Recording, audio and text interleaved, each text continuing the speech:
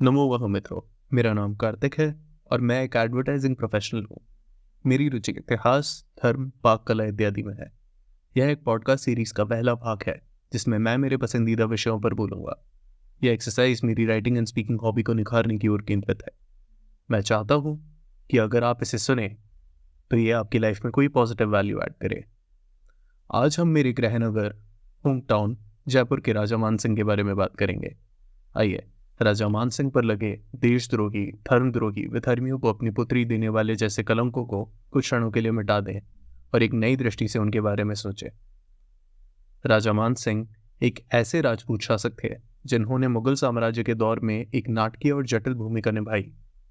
उनकी गाथा को केवल काले और सफेद रंगों में रंगना अनुचित होगा। मानसिंह का जन्म मुस्लिम शासकों से लोहा लेने वाली सूर्यवंशी कुशवाहा राजपूत वंशावली में हुआ था। उनके पूर्वज राजा पजवान पृथ्वीराज चौहान के परम मित्र थे और उनके साथी के रूप में तराई के युद्ध में उन्होंने मुस्लिम शक्तियों के विरुद्ध लड़ाई लड़ी।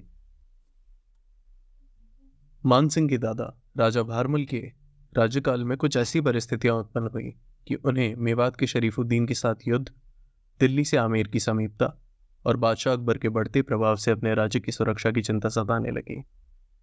शरीफुद्दीन के साथ युद्ध में पराजय के कारण राजा भारमल को अकबर के साथ संधि करनी पड़ी। शरीफुद्दीन द्वारा लूटे गए खजाने को लौटाने एवं अपने पुत्र भगवंत दास और पौत्र मानसिंह को मुगल दरबार में मनसबदारी के ऊंचे पदों के एवज में राजा भारमल ने अकबर से हाथ मिला लिया। अपनी रियासत की रक्षा के लिए मानसिंह के पुरखों ने अकबर के साथ समझौते किए, जिसके फलस्वरूप गुलामी कर अथवा जजिया को समाप्त होना पड़ा और इसके जैसे कई निर्णयों के कारण हिंदू धर्म के अधिकारों का संरक्षण हुआ।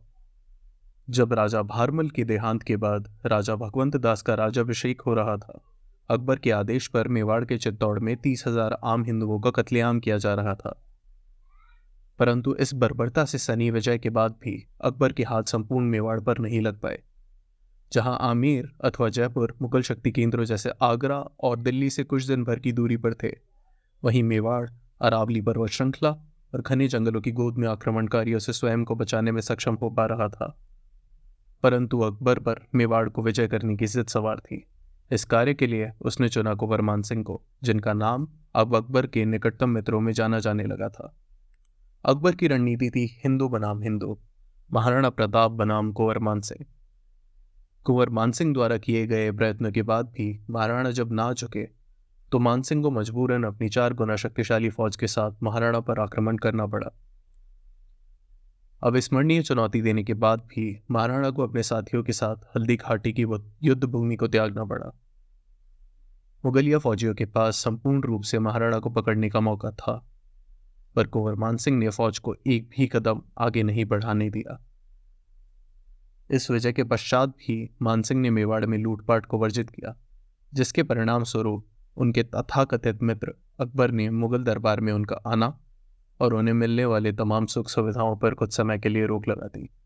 मुगलों की सेवा करते हुए भी उन्होंने हिंदू हितों की रक्षा का दायित्व निभाया। उन्होंने तकरीबन 7,000 मंदिरों को विनाश से बचाया। वृंदावन में भव्य गोविंद देव मंदिर हो या जयपुर का जगत शिरोमणि मंदिर, इन जैसे अनेक धार्मिक स्थलों का निर्माण किया और पुरी के जगन्नाथ मंदिर को अफगानों के चंगुल से मुक्त कराया।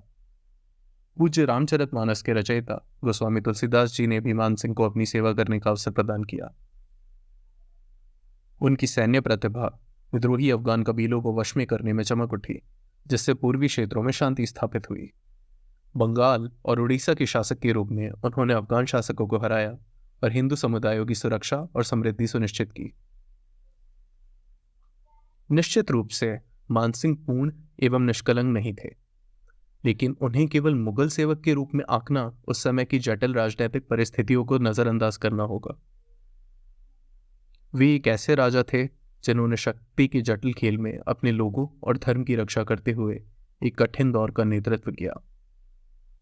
उन्हें सरल और भ्रामक लेबलों से आंकने के बजाय उनकी विरासत को समझ और संतुलन के साथ याद रखना चाहिए। उनकी कहानी कुछ मिनटों के सारांश से कई अधिक विस्तृत और गहन या फिर कॉम्प्लेक्स है, लेकिन उम्मीद है यह आपको वास्तविक राजा मानसिंह को एक अलग एवं यूनिक दृष्टि से देखने की प्रेरणा देगा। धन्यवाद।